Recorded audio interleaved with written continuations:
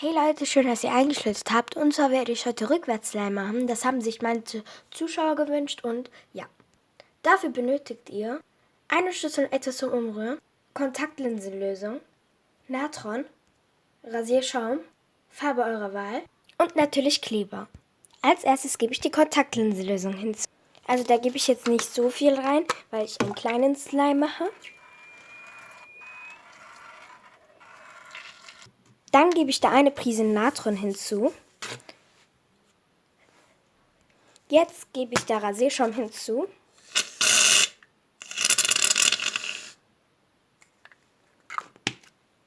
Jetzt die Farbe.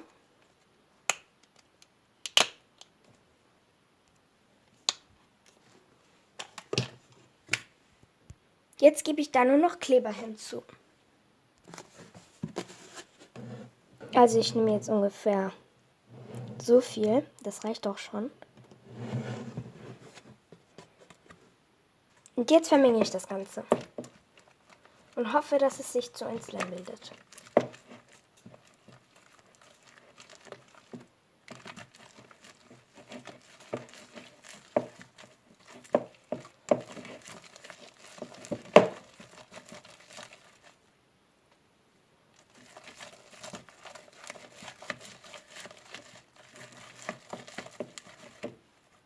Der Slime sieht jetzt so aus und jetzt hole ich das raus und werde es durchkneten.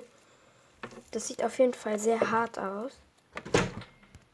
Okay, das klebt noch ein bisschen, aber nur ein ganz bisschen. Und ja.